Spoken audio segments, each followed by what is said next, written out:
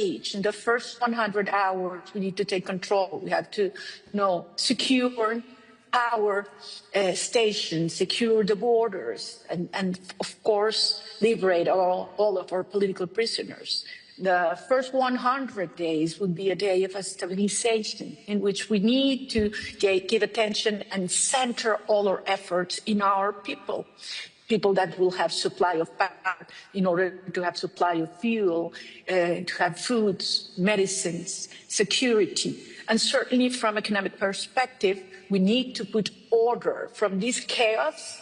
Venezuela is currently to bring order in every dimension, but especially in our economy, in our financial accounts.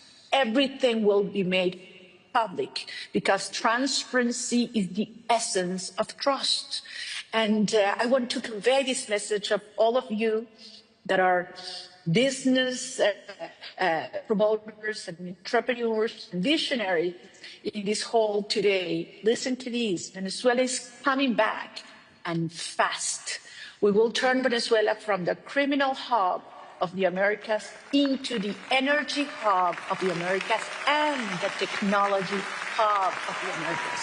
Venezuela is going to be the new global frontier for innovation and wealth creation, and we invite you to be part of it. I really hope you can hear the audience clapping for that. Maria. No, I can't. I just imagine it. Imagine it. What impact would a transition to democracy have for Venezuelans, both inside and outside the country, so many of them who are here in the United States, and for the entire region? This will be transformational, Francis. This transition to democracy is going to be the biggest legacy of this leadership for generations to come. And I'll mention only 5 dimensions because there are many others. First, for our people, a country that has been suffering, torn apart, where children only go twice a week to schools because teachers are paid $1 a day, where 86% of our population lives in poverty. And yes, I'm talking about the country that has the largest oil reserves in the world. And that's what we're suffering right now. We will turn fear into hope and re-countering the families. We will turn poverty into opportunity for all. For the region, for the US, we will turn this criminal hub into a security shield in the heart of the Americas. We will dismantle these criminal cartels, drug cartels, transnational criminal organizations. We will push out those agents from regimes that have used our country to turn our country into a real threat for the national security of the region. And certainly we will establish long-lasting alliances for the security of the whole hemisphere. Third, and this is amazing, super exciting for me, we will open Venezuela for foreign investment. I am talking about a $1.7 trillion opportunity, not only in oil and gas, which is huge, and you know that the opportunities, because we will open all upstream, middle stream, downstream to all companies, but also in mining, in gold, in infrastructure, power. We have our grid right now has a 17 gigawatt opportunity of energy potential that needs to be rehabbed. Certainly for technology and AI and tourism. You know, Venezuela has 2,800 kilometers of pristine Caribbean coastline ready to be developed. So this is going to be huge. We will bring rule of law. We will open markets. We will have security for foreign investment and a transparent, massive privatization program that is waiting for you. Fourth, I have to say, for the region. This will mean we will stabilize the region and bring democracy.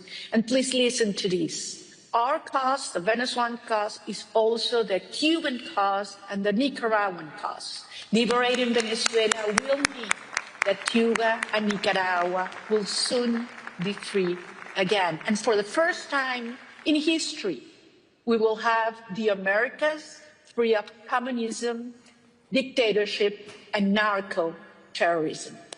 And finally, our people, you know that a third of Venezuelan population have been forced to flee our country, almost 9 million Venezuelans. Many of them are there with you, and I want to thank you because if there's one community I need to thank, it's the community of Florida, because you have welcomed them, and they are good, hard-working people. But we want them back, and as soon as Maduro goes, you will see hundreds of thousands of Venezuelan migrants coming back home. We want our children back home, and we will reunite Venezuela in a proud, prosperous country for that. Wow. Again, you can't hear the audience, but they're clapping tremendously for you. How would you go about restoring relationships with more challenging countries like Brazil, Colombia, or Mexico? Well, the situation is different with every one of them, but they will understand that we will bring rule of law and transparency above all. Player in our region. We hope we can build strong, transparent, mutually beneficial relations with Brazil, not only in commerce, investment, migration, but also promoting democracy and rule of law in the region. Secondly, with Mexico, this goes beyond commerce or investment because there's a common challenge regarding dismantling the drug cartels. And we expect that this could be a hand-in-hand strategy, as we will have with the United States and other countries, for these criminal structures to be stopped and pushed out of our countries.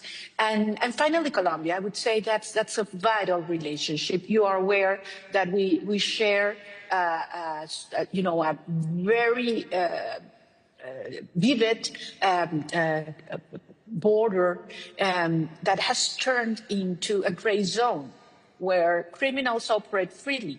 And the only way you can dismantle this and this corridor of drugs that comes from Colombia through Venezuela towards the US, the Caribbean, and Europe, the only way is from an alliance on both sides. Maduro so far has been the best supporter and part of the business of the Colombian guerrilla and the drug cartels. So we expect that we can work seriously with Colombia in order to dismantle these cartels and take control, state control on this territory.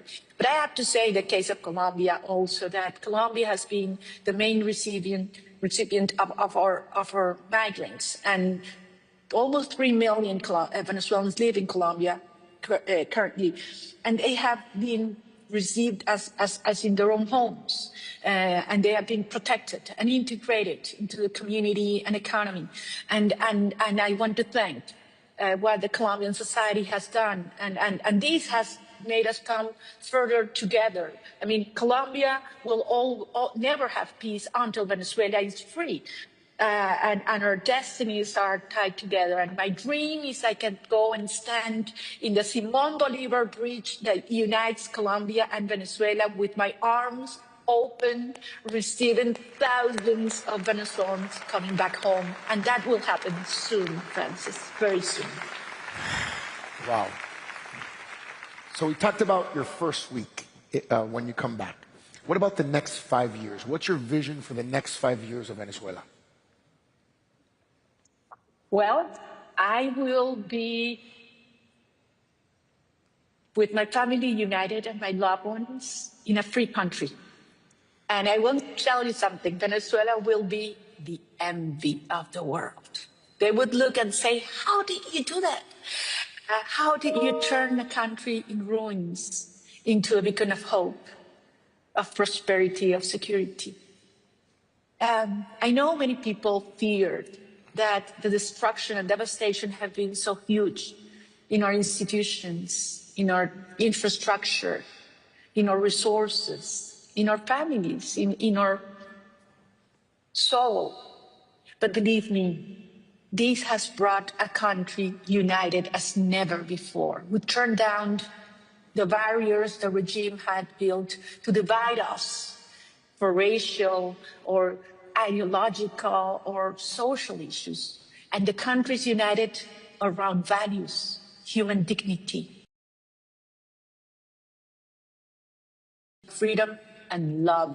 And this, this urge, this need to bring our children back home. So Venezuela will turn into a country of prosperity that will be a living example of what citizens organize with their will and genius to turn into a great nation that will also be a recipient of citizens that come all over the world because they want to invest, to create, to live their dreams in a land of grace.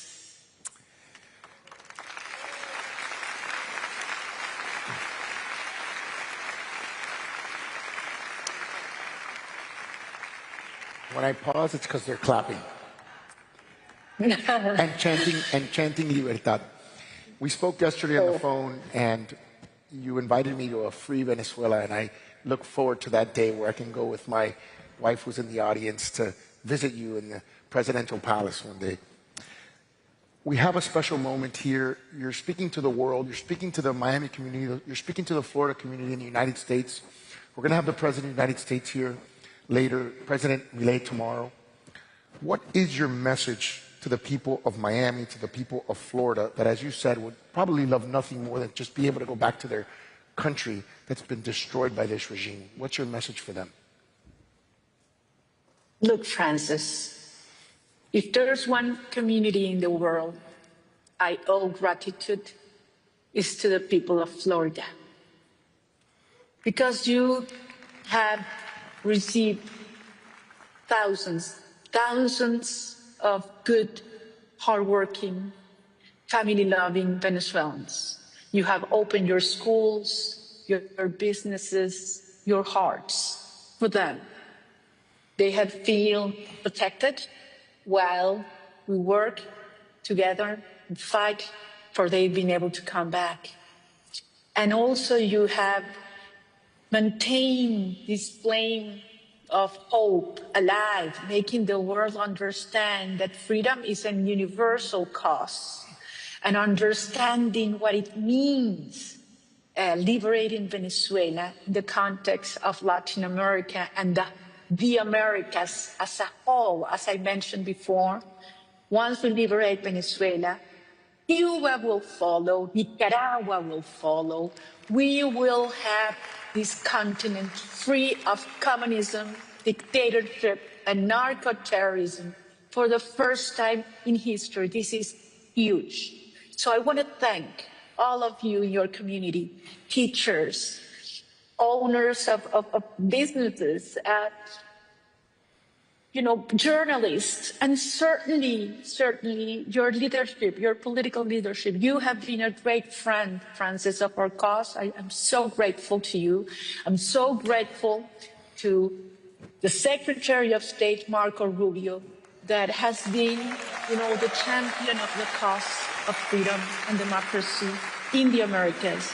I want to thank Governor DeSantis. I want to thank my friend, Senator Rick Scott, that has always trusted us, and now Senator Ashley Moody. And of course, I have to say, and I want to make a special mention to our three amigos, or three friends, María Elvira Salazar, Mario Díaz-Balart, and Carlos Jiménez, who have been so close and always supporting us. So You know, this is a tribute to all of you as well. And I want to insist in this. The prize that was given to us is also a prize that you should feel as your own, because you are will always remember what you have done as a community, as a nation, for freedom and justice around the world. So Venezuela will be free, and I'm looking forward to that day when I will hug you and embrace you and receive you in this wonderful country. Thank you very much.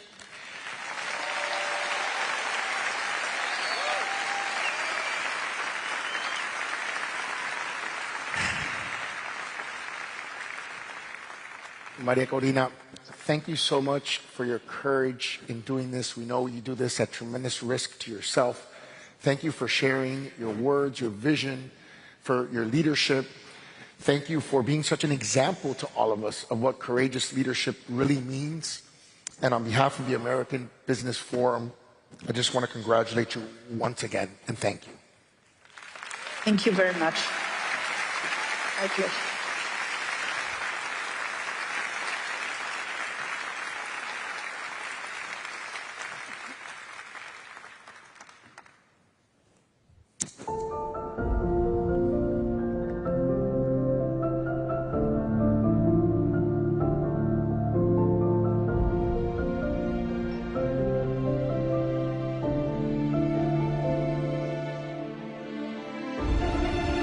Pioneering investment inspires you to dig deeper and step up to the highest level. That's the PIF effect.